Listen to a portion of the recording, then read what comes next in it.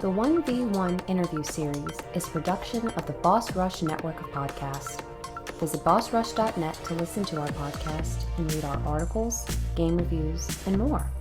You can also follow us on Twitter at Boss Rush Network to stay up to date with our content. Thank you for listening. Hello, everyone, and welcome to 1v1 with Boss Rush Network. I'm your host, Celeste Roberts. Today, I have the pleasure of interviewing Lucas, one of the founders of Bläckfisk Publishing, a collective of brainstormers, dreamers, and hard workers making tabletop RPGs. Now, Lucas and I were talking before we started recording, and I wanted to make sure I was pronouncing his last name correctly. So I pronounced, it's spelled F-A-L-K, so I said, oh, is it Falk? And he actually said, well, that's how you'd say it in English, but Lucas, can you tell us how you would say it in Swedish? In Swedish, it would be Lucas Falk, but it's pretty much the same. So I react to both when people use them, so I know who they're talking about. Awesome. Well, Lucas and I met through another Zelda podcast, which I am also a part of. He hopped into our Discord and started saying how he works with tabletop RPGs. And I said, well, I have to interview you for Boss Rush because that is so cool. I don't know a whole lot about them, but I know a lot of people enjoy them. And I love learning about what people like to do that makes them excited to get up in the morning. Yeah, I was listening like this summer. I travel a lot for work, and I ran out of podcasts to listen to. So I was like, yeah, what interests haven't I explored in the podcast area yet? And I was like, maybe there's a Zelda podcast. And I started looking it up, and I found another Zelda podcast. And I listened to a couple of episodes. And there was one episode like about Zelda in other media or something like that. And they were talking about it. And yeah, there should be a Zelda role-playing game. And I was sort of working on that right as I listened to that episode. And I figured, yeah, perhaps I should get in contact with someone about that. That is awesome. Thank you for making time. I know it's late in the evening where you are. It's Labor Day here at the time of this recording. So I have a little bit more leeway today. Yeah, no worries at all. Thank you for having me. It's fun being on. So how are you doing? How are you enjoying your week so far? Is it busy? Actually, I've been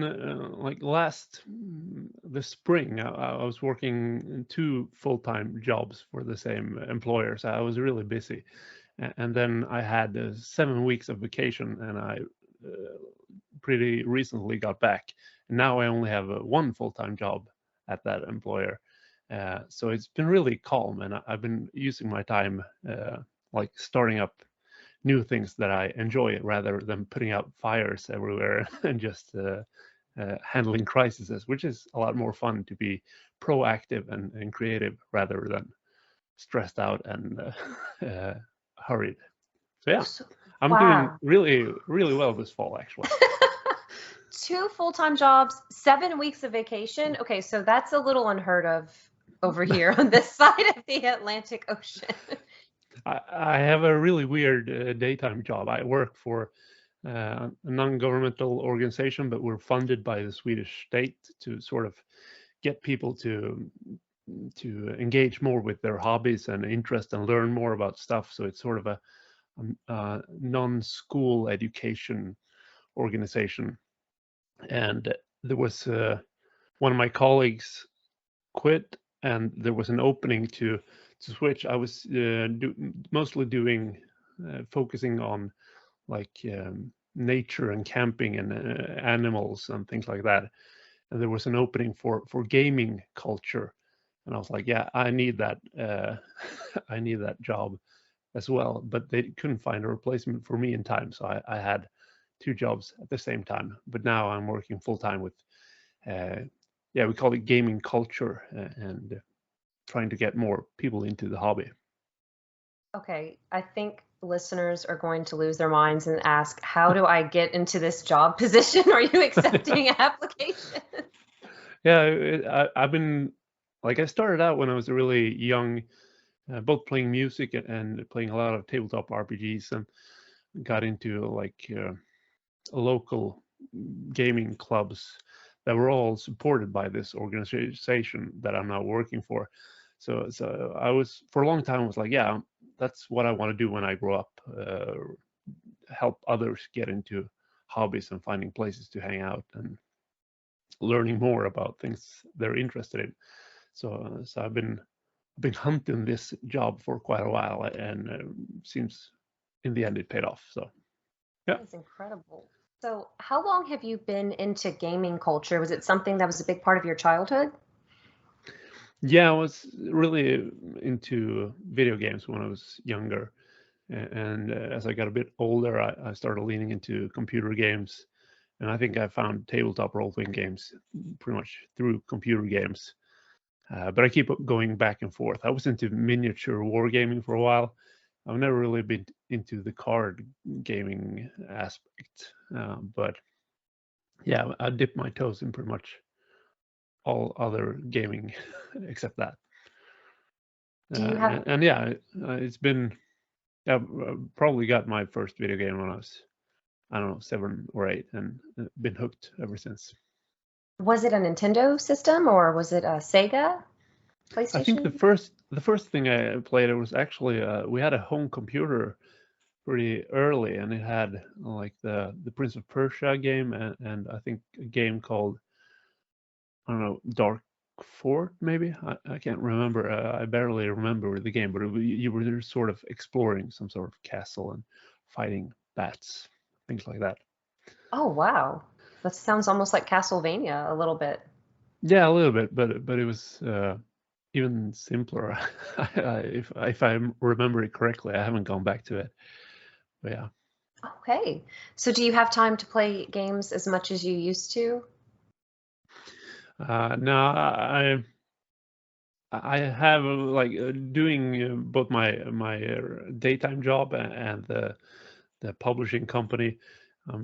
Sort of not allowing myself too much video game time, because that's like a leisure thing. So I have 1 or 2 games that I tell myself I can play this game when I've finished everything else, and then I just uh, deep dive into that game for like a week, and I do pretty much nothing else than just play a video game. So it's my treat for being productive, I guess. What kind of games do you gravitate towards? I've been, I think, like mostly adventure games. Not so much. I'm not very good at video games, I think. So I don't really lean into the combative games or first-person shooters or strategy games. So more like puzzle games, adventure games.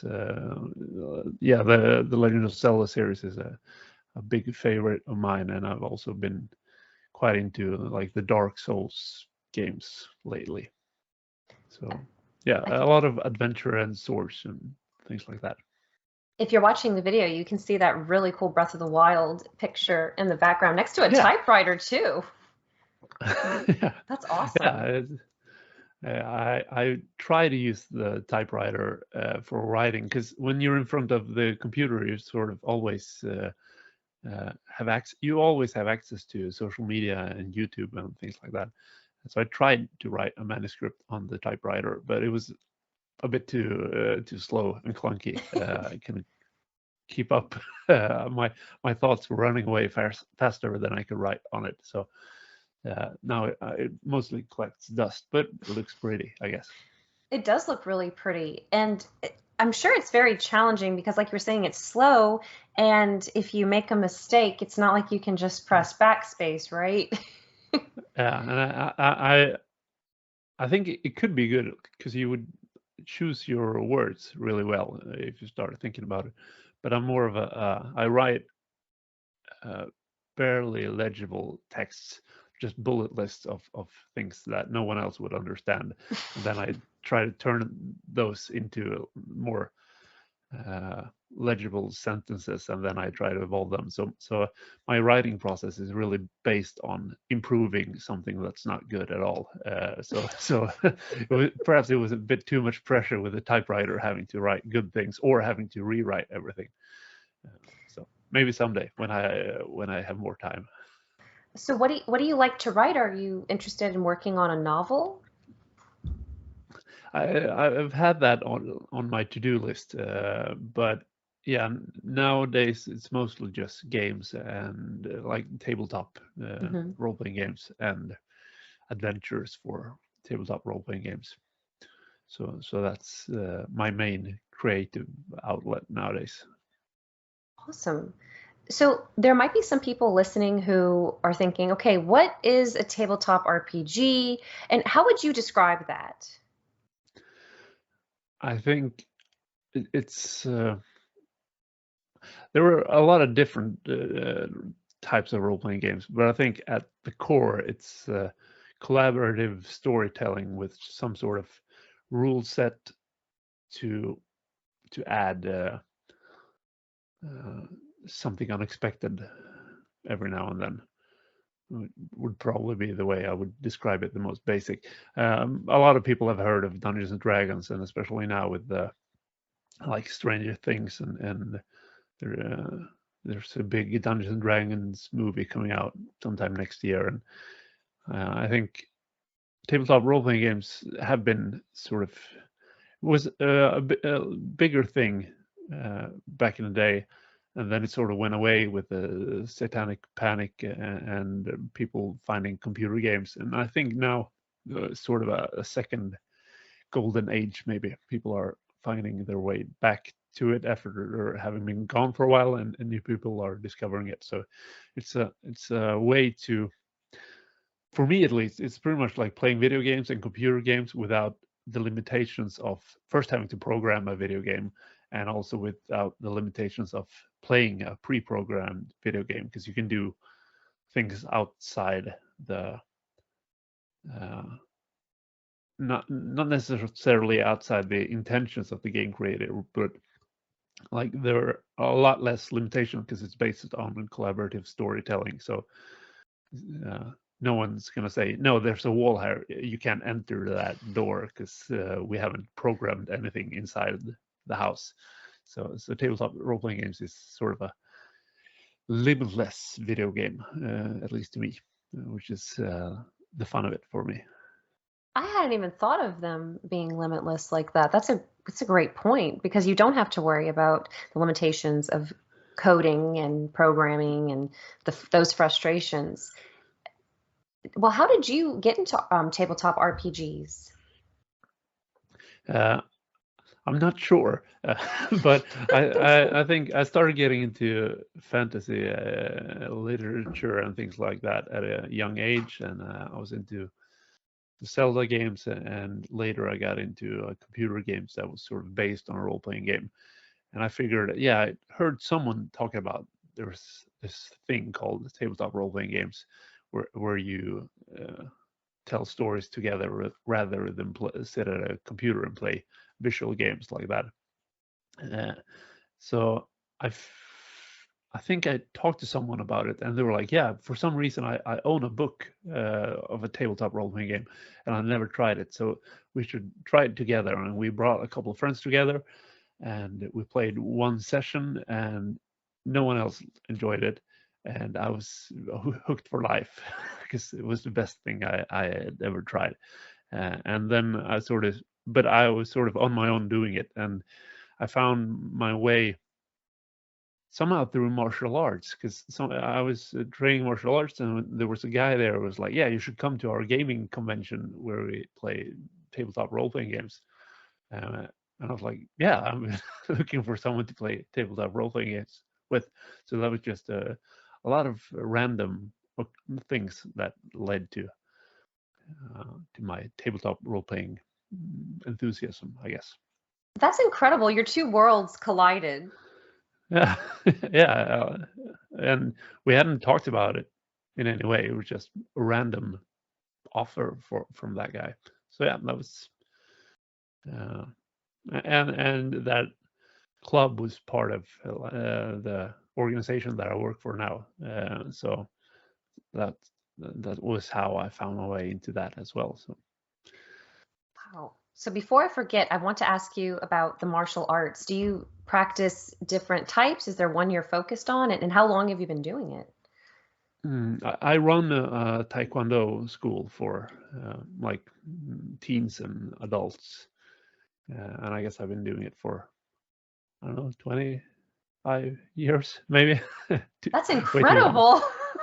And then like since I'm running the school, every now and then I go to the local MMA gym and get beat up by the people there, because so I get a bit more humble again. I have a friend who's into jiu-jitsu, Brazilian jiu-jitsu. Oh yeah. Yeah, I've tried that for a while, and yeah, it's fun. I prefer standing up and kicking people, and the Brazilian jiu-jitsu, it's a lot of like wrestling and grappling, and since I haven't done that as much, I'm not as good at it. So yeah, it's fun to challenge yourself, but I keep going back to the standing, striking martial arts for some reason. What level belt are you by now? If you've been doing it for this long, I imagine you're pretty advanced. I think, yeah, I got a black belt a couple of years ago, and I think in a lot of ways it's just a piece of cloth, and it doesn't really say. When I was a green belt, I was competing, and I was getting beat by. I was beating black belts back then, and then every now and then I was beaten in competitions by someone with a lower belt rank than I was. So ever since then, I've sort of just looked at it as yeah, a colored piece of cloth. It doesn't really say anything, but I try to use them in my school to sort of gauge someone. You can always tell how tall someone is or how much they weigh or things like that. So we sort of use the belts to, yeah, you've been training for this long and you should know these things. But I think it's a bit overrated, but it's a fun thing, especially if you're a teen. Like it's sort of like leveling up in video games. Like you're reaching new ranks, and if it's cosmetic or not doesn't really matter, because it can be fun anyway. That's a great analogy. And do you have any special memories or moments that stick out to you the most regarding Taekwondo and martial arts?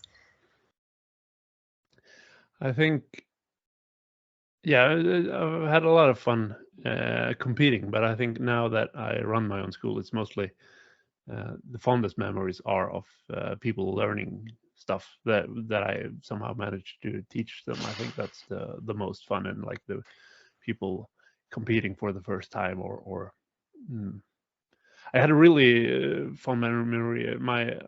I got my kid into martial arts as well, and he struggled with something, and we worked on it for like every day for a week. As soon as he got home from school, we worked on it together, and in the end, he managed to figure it out. And I think that was a fun like bonding experience, and also like a good life lesson. Just keep at it and work on it, and we'll figure it out somehow. So yeah, that was a good memory.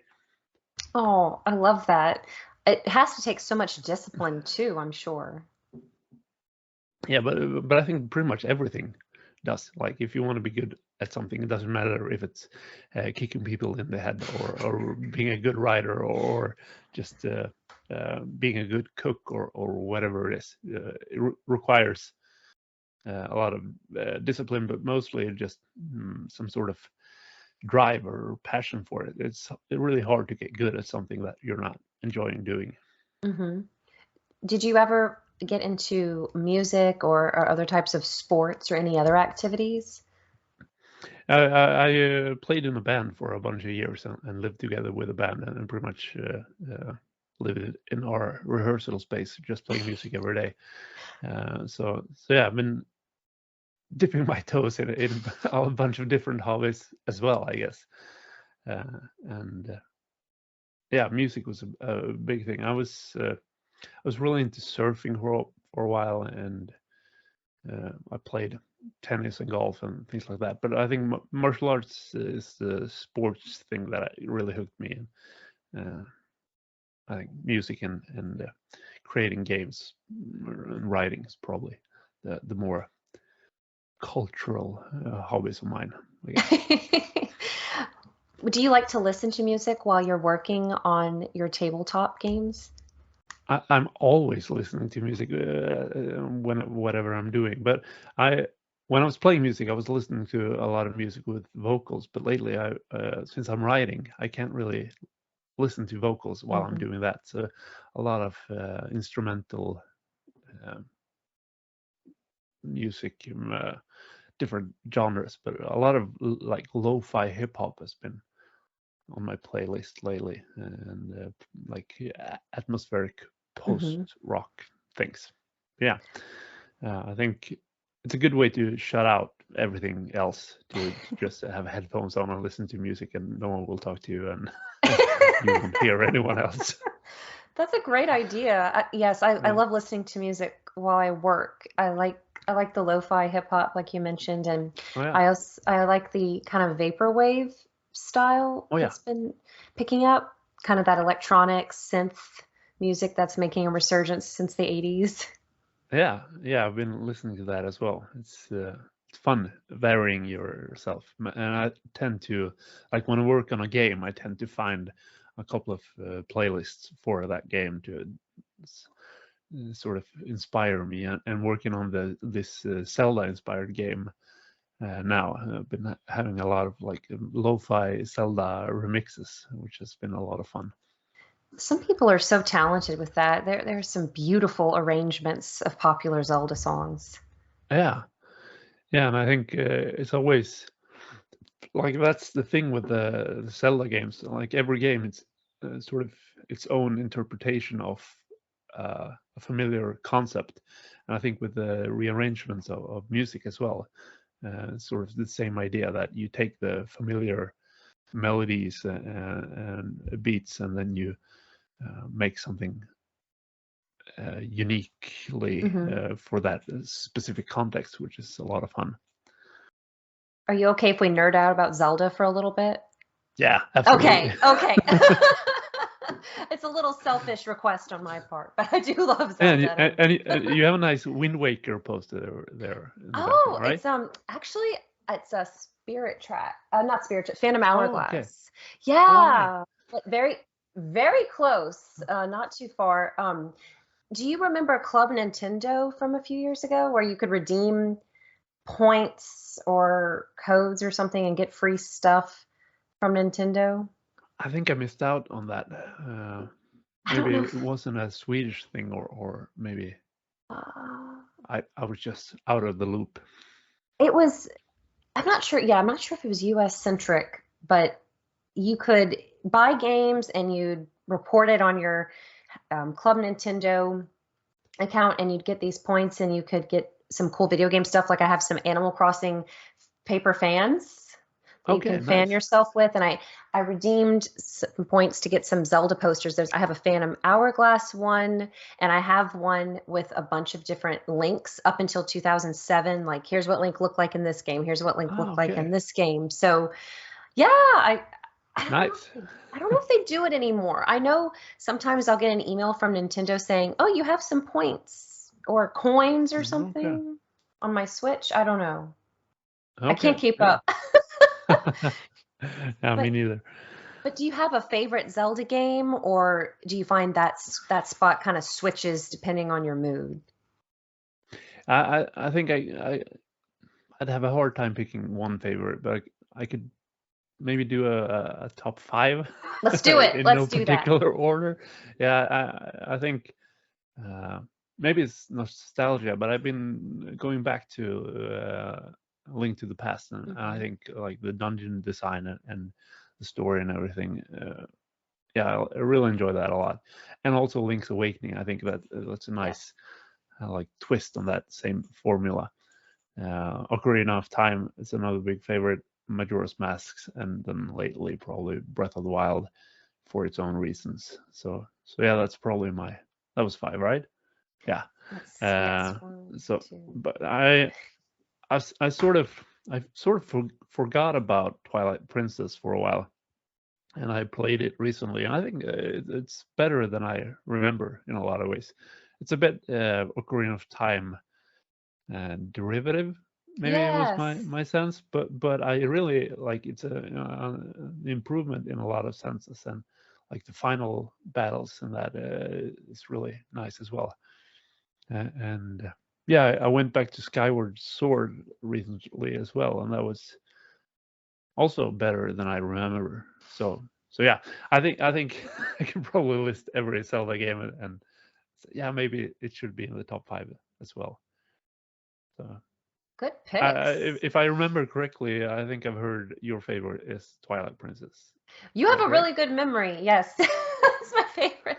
I think it kind of switches between that and Ocarina of Time, Okay, yeah, but I my first Zelda game was A Link to the Past. Did y'all have video rental stores when you were growing up where you could yeah, rent movies and video games? Yeah. yeah. I yeah, I used to rent A Link to the Past, and I finally owned it not on the Super Nintendo, but on the Game Boy Advance when they ported it over to that with I think it's Four Swords, Okay, yeah. the duel. And then I have really fond memories when Twilight Princess came out. I was in high school, and I just vividly remember one Saturday I just stayed in my pajamas and I played Twilight Princess for about 8 hours Okay. straight. I mean, I got up to use the bathroom and eat and and whatnot, but don't you love days like that where you have no other Yeah. obligations and you can just enjoy a game? They're very rare now. I had a really sort of nostalgic moment. It was raining outside, and it was a really like bad weather day, and I was like, yeah, I really wanted to go to like a movie rental place and pick out like a movie or a game to enjoy the day with. It's not really the same thing, just streaming something or downloading a digital game. It's not quite the same. But so I tried to not be too nostalgic about things, but I found myself being swept up in it every now and then. Anyway. Oh, no, I feel that. I think it's very convenient to be able to download. I like your water bottle, Yeah. by the way. I just noticed what Oh, you thank you. have on it. It has some little Yeah. hearts. Yeah. I, it's very convenient to be able to download some games, but I remember it was such a big deal because my dad and my two younger sisters are also gamers. And I remember just Fridays, it was the end of the week, and we would go and pick out a video game. It felt like an event. It felt like it was purposeful, and it Mm. was just something to look forward to either go out to eat at a restaurant or pick up some food, and then you go to get a game. And just, I don't know, it was fun trying to Yeah. decide, okay, what game am I going to pick out this weekend? Yeah. Yeah. It's sort of a ritual to that makes you enjoy the activity even more.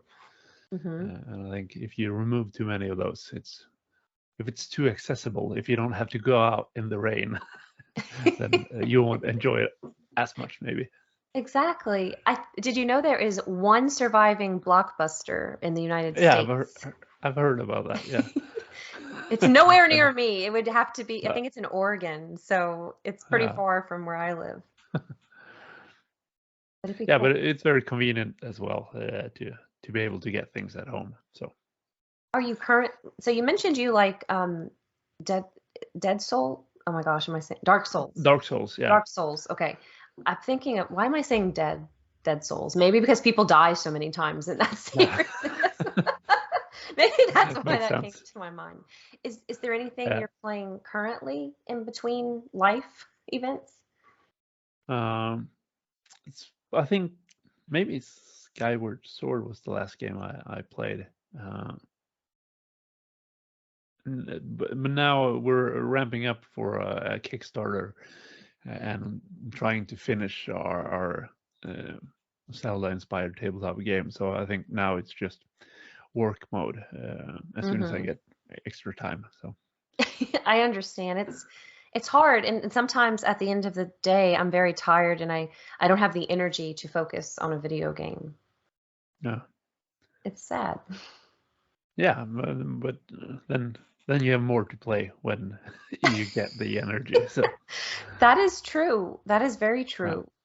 So you mentioned a Kickstarter. You had mentioned it in the Discord server before, but Yeah. what would you like to say about that? So since I'm really into Zelda and really into tabletop role-playing games, I started looking into like Zelda tabletop role-playing, or rather Zelda inspired, because there isn't an official one yet.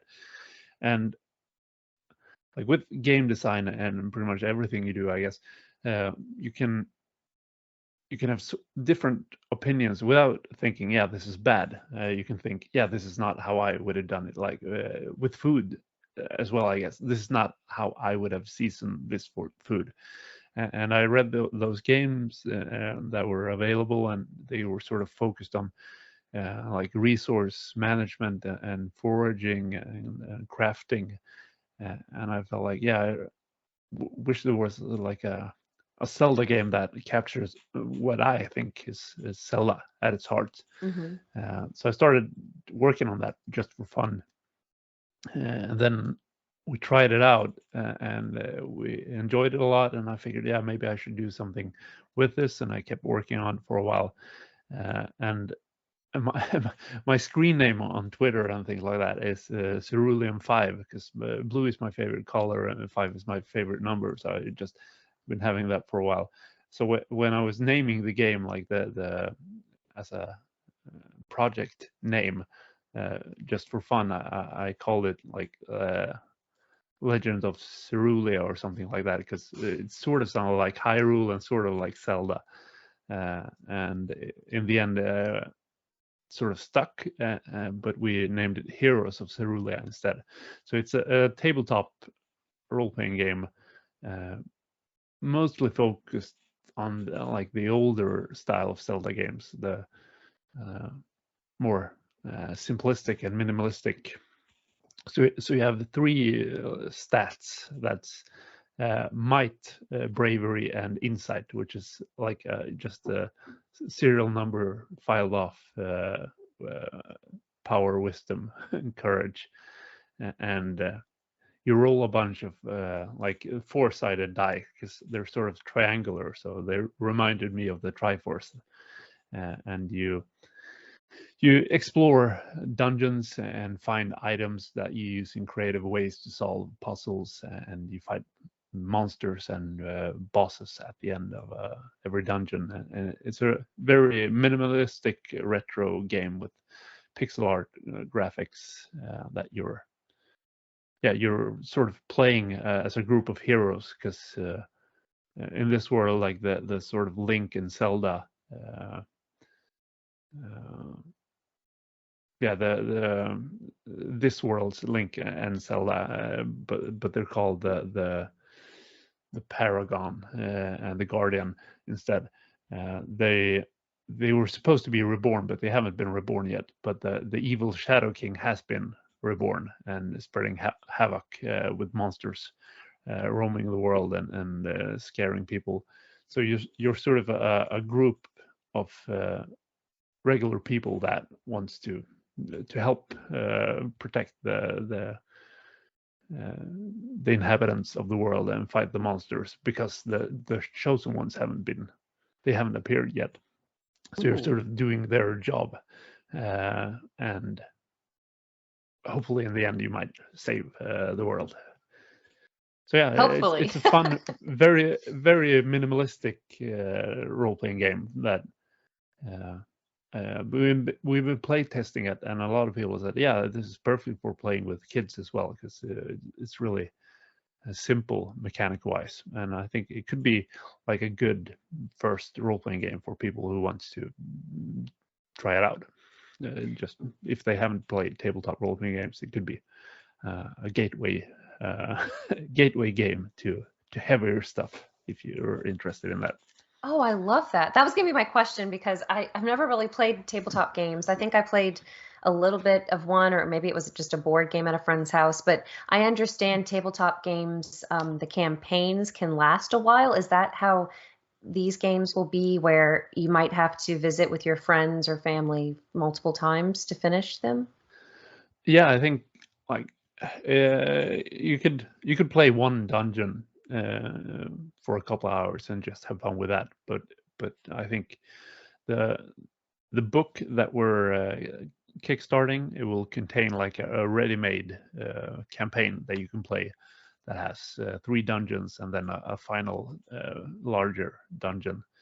And if you're going to play all of those, you probably need a couple of sessions.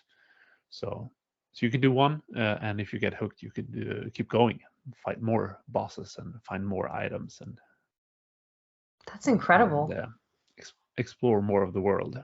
So yeah, I think like obviously I'm a fan of tabletop role-playing games, so I think everyone should try it at least once. And when will the Kickstarter begin? We will launch it September 15th, and then it will keep going for like 20 days or something like that. So October 6th, I think, and we will try to collect pledges to be able to print the book and buy more illustrations and expand the content. And I think we stumbled on a fun idea for the cover. So the cover would sort of look like an old Nintendo cassette with like the ridges and the gray, and there will be a special edition version which is golden metallic, and a lot of fun things like that. So that's incredible. Yeah, I think like as I said, when I started working on the game, it was just for fun, and I think it really clicked when I was like, what kind of art should we have for this game? We were like, we should probably have pixel graphic, and like pixel art doesn't make sense in a printed book because pixel art was made for computer screens with the limitations. So it's really weird in a lot of ways to have pixel art in printed media. But for this game, it feels quite right. Like you immediately get the feeling of old school video game with like the lo-fi art and pixel graphics. So when we realized, yeah, that's the art style for this game, pretty much everything else was yeah, and maybe the cover will be like an old NHS cassette, and maybe the Kickstarter video will be the starting screen of like a Zelda-ish game, and yeah, a lot of fun ideas just came naturally when we started figuring out the building blocks of it. So this just popped into my head as you were talking about the campaigns and the games, the inspiration and the love of Zelda. What is it about the Zelda series or any kind of storytelling that draws you in? What themes do you enjoy that you want to see reflected in this Kickstarter game? Oh yeah, that's a really good question. I think I put you on the spot. I know. but that's fun. I think it depends so much on the game, like what I'm looking for. But for this game, I think like it's sort of a nostalgic thing, like the retro video games. But I think the sense of adventure and a lot of player creativity, solving puzzles in creative ways, and as we were saying earlier, the like tabletop role-playing games is more a limitless version of video game stories. So in a lot of ways you can, like in a old school video game, there's only one solution to a problem because you have to program that solution. But in a video game, or rather in a tabletop role-playing game, you can sort of come up with your own solution, and if you agree that that makes sense, you can go with that. So open up for even more player creativity when solving puzzles. And as I was saying with the like rearrangements of music and like the re-exploration of the same themes in different Zelda games, it's sort of my own exploration of different context for the Zelda themes and the building blocks, I think. Yeah, I know that there's the idea or the saying about how no idea is 100% original. We're all inspired, Yeah. whether it's from like folklore or mythology or different things happening. And that used to bother me when I was younger because I thought, oh, well, I never have a genuinely creative, original thought. But like you're saying with the music of Zelda and the reimagining of the adventures and the themes, in a way, I think it's kind of beautiful because it shows that everyone on this planet has similar values and hopes and dreams, Yeah. just maybe viewed a different way. Yeah, that's a nice sentiment. I think that's a more like connecting thought. Like you keep reusing other people's ideas and combining ideas from different people and places and genres or mediums or whatever. And I think that doesn't make ideas any less worthwhile because it's a combination of things. Because probably someone had the first idea at some point, but that was way back, and now we're all just remixing ideas, and I think that's fine too. Absolutely. And I love seeing people's reimaginings. I mean, I used to love reading fan fiction a lot when I was younger. Oh yeah. Did you ever get And into that? I didn't, but I think I felt the same way about like reboots and Hmm. things like that, because you get to see someone else's vision for a character or like a context with yeah, like with the comic book movies, you sort of get to see a different interpretation of the same characters, and I think that in a lot of ways that's yeah, that's the same thing. Yeah. Remixing ideas or getting a different perspective on a single thing. And fan fiction is, yeah, the same thing. Like someone else thinking about the same character or but in a different context or uh, adding to a story. Exactly. And are you familiar with The Lone Ranger? I don't know if that's popular in Uh, Europe or. there was a Johnny Depp movie of that, right? And it was based on something Yes. earlier. Yeah. Yes. Yeah.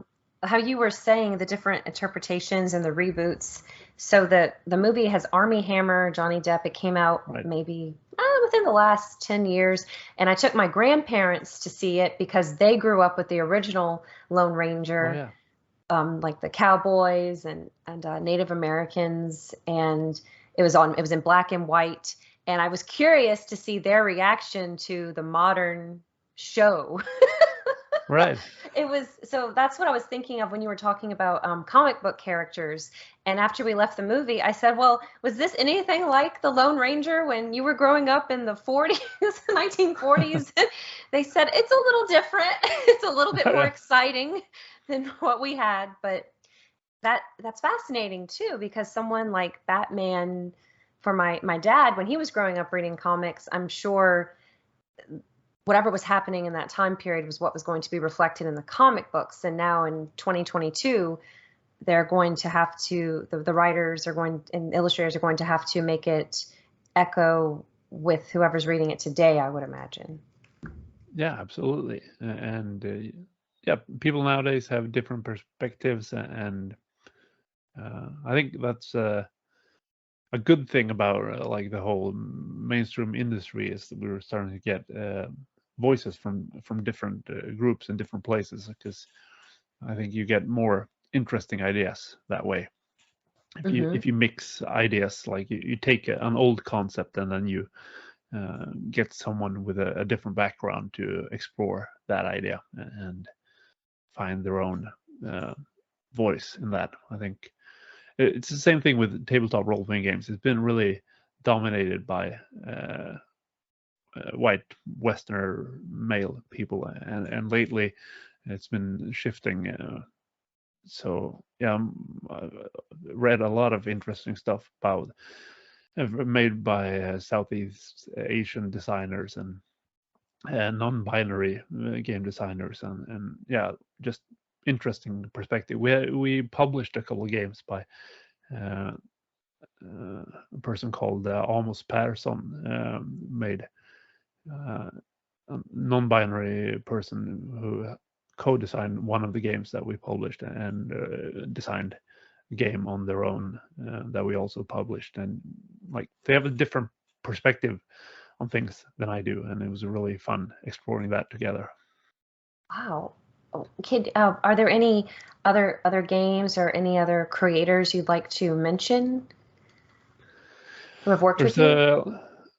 Yeah, Almost Passion is probably the one external game designer that we worked with. Otherwise, we made a lot of games ourselves. We started out making them in Swedish, so they're not very accessible, but now we're expanding into English speaking territory. And yeah, there's a really cool role-playing game called Wonder Home, made by a person called J Dragon, which is like a very cozy, sort of Ghibli-ish, people like animals, like anthropomorphic animals traveling together through the countryside and helping people out. And it's really like not a traditional role-playing game in the sense that it doesn't focus on combat and more about the group doing things together. That's a fun game, and there's a really cool like setting called A Thousand Island, written by Sirik Su and Munkau, I think the illustrator's name, and they're from Malaysia. I don't know if both of them are, but Malaysia and Indonesia maybe. And it's like a fantasy setting, but written from the Southeast Asian perspective, with all their myths, and like it's sort of their own fantasy setting, non-European fantasy, and it's really different and inspiring. So yeah, a lot of things like that. I think it's fun that slowly moving in that direction, that we're getting different voices and more perspectives and more diversity overall. I think really fun to see, and inspiring, and yeah, it gets stale otherwise. Like if you just the same people repeating the same ideas, we're getting nowhere. So yeah. That's why there are so many books, so many movies, so many games, because there's so many voices out there. And I know growing up, especially when I was younger, it was a big deal for me to be able to play as a female character. Yeah. Yeah, my partner was joking about that sometime when I was playing video games. It's like, did you? Is this another game where you could design the main character? And I was like, no, this is the standard character. Oh, it looked like you pretty much. And then I was playing a different game. I was like, oh, this one, you could design your own character. No, this is just a standard. And it was like I played The Last of Us and Uncharted or something, and everyone is like a white male with dark hair and maybe a scruffy beard, and that's like 90% of all the video game characters from a certain era. So yeah, I think that's really important for like you could try to put you could engage, and I don't know the English word for it, but you could have fun playing a game as a character that's not like yourself, but there's something like there should be at least some games where the main character is like you, whoever you are, and yeah, more diversity is apparently needed in that area as well. So yeah, that's fun to hear that you had that experience, and I think more people are getting to have that experience in the future. I really hope so, and I think it's getting better. What would you say are some of the challenges of being a TTRPG publisher? What are you facing, especially now that you're trying to get into more English-speaking areas? I think the worst part is everything except writing games. Like doing all the bookkeeping and the distribution stuff, and with the pandemic there was a lot of trouble distributing books and like the taxes and things like that. That's not really why I started a company. I just wanted to make stuff, but Also, a problem is too harsh to call it, but a challenge is that the Dungeons and Dragons is like 99% of the entire tabletop RPG hobby internationally, and yeah, it's hard to go up against a large company like that, and they have a established brand, and but on the other hand, it's really nice because like the last 1%, instead of fighting over the scraps, everyone's really helpful in that community, like the tabletop RPG designer community. Uh, a lot of people are really helping each other out, giving each other shout outs and supporting each other's game and giving feedback. And it's a really nice community. So yeah, it could be otherwise that like it would be a lot of competition because there's so little room for other games, but it seems like the opposite, that people are banding together and helping each other out, which is really nice. That is incredible. So as you were talking about everything, I was thinking about this little store in my town that it's called End of Turn Games, and they have like Magic the Gathering tournaments, and I believe they sell tabletop RPGs. So is that something you're hoping to see where people will be able to go to stores in different countries and pick up your games, or is it mostly all going to be online?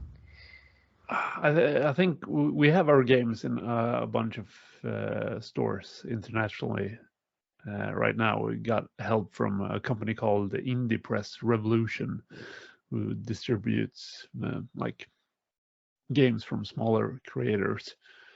So we have a game called Blood Feud out, which is a tabletop role-playing game about toxic masculinity in the Viking Age. It's The Viking bit, Age. yeah, it gathered a lot of controversy when we released it because people didn't enjoy us complaining about toxic masculinity.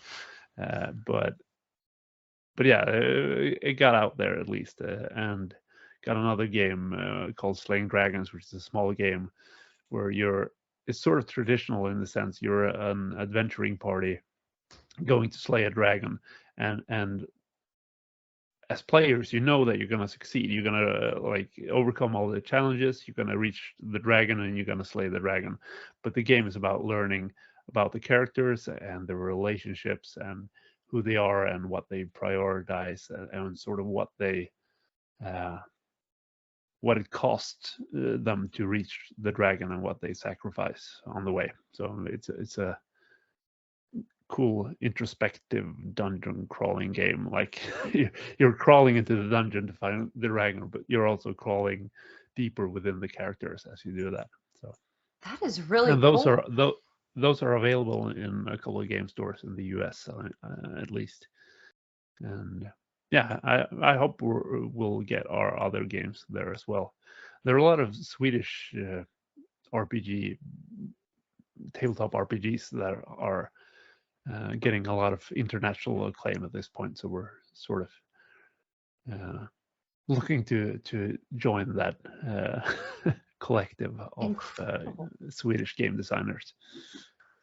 So, do you stream on Twitch or different platforms, different gameplay sessions by any chance?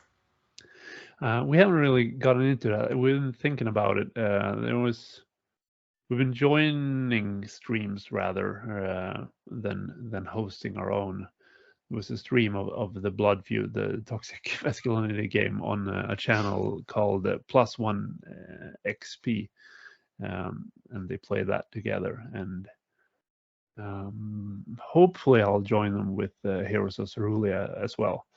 But yeah, we used to like the two of us that are running the company, Peter and I. We sort of met through both having our own tabletop role-playing game podcasts in Swedish. So we used to do that for a while, but we sort of didn't have the time to keep doing that when we started the company. But we've been talking about maybe doing like something in English, but yeah, don't really have the time. So I think starting up our own streams or on Twitch would be too time consuming at this point. Yeah, you probably have to give up some time on a weekend, like on a Saturday night or something. And I'm sure at that point you're like, okay, I want to be with my partner. I want to be with my family. I have a brother makes a living on of streaming, but he's playing drums on Twitch. It's called Max A Drums, and it plays a lot of drum covers and like drum lessons and things like that. So I've been looking into the streaming sphere, but not joined it myself. That's incredible to me. That's mind-blowing to me that people are able to do that.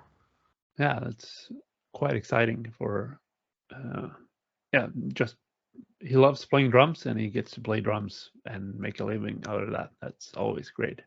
Absolutely.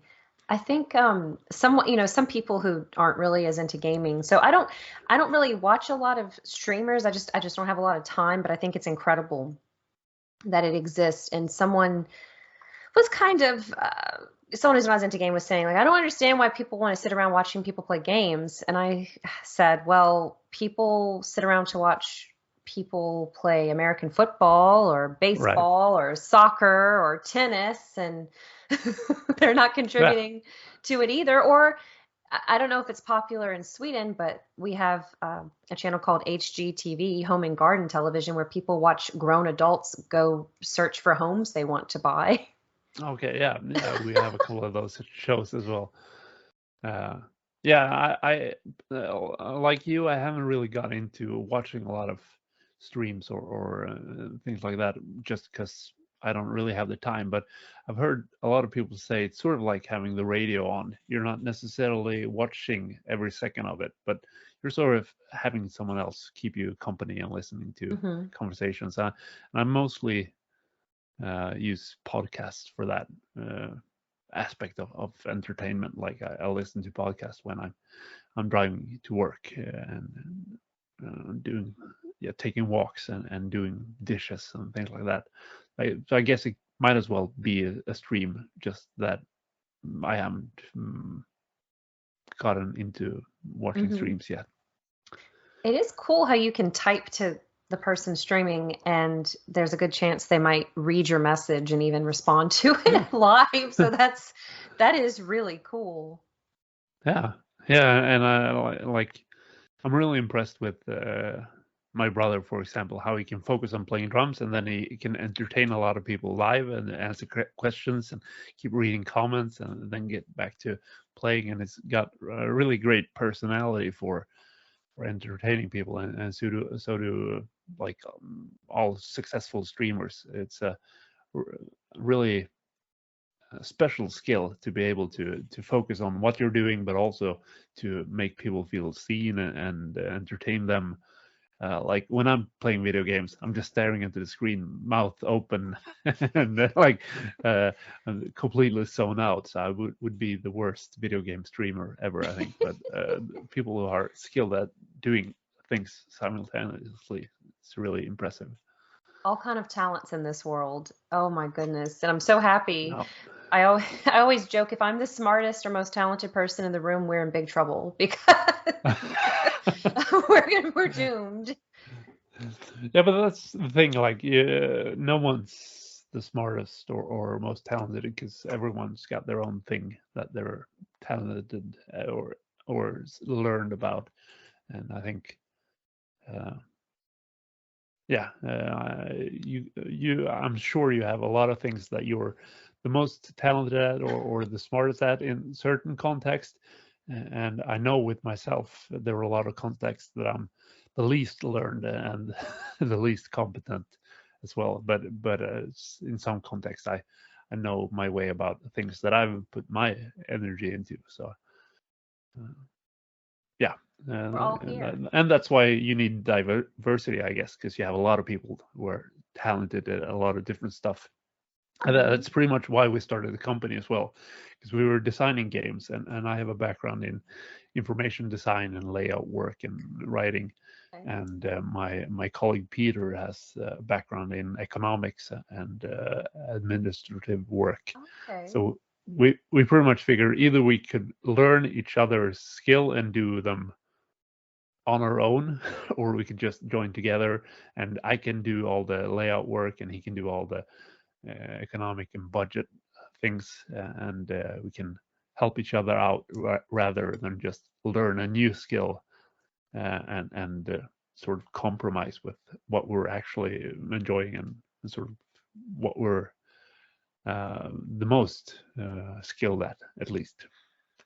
That's very well said. You can complement each other and work Yeah. together, and things will be okay. A lot more fun that way as well. To have someone keep you Yes. company through all the trouble and the triumphs and everything. Absolutely. So, do you have any other projects or pursuits or future plans for Blackfisk Publishing or anything else you have going on? Yeah, we're translating a game that we did in Swedish called it was called Vindsjäl in Swedish. When translating it to English, it's called Wind Soul, and it's also like it's also sort of Zelda inspired, but more in a general sense, with like the joy of exploration and like exploring a different world, and focus a lot of puts a lot of focus on camaraderie and like optimism, and like it's a fantasy game that's someone called it anti-grimdark. It's optimistic, colorful fantasy. And so we're working on that, and Peter is working on sort of a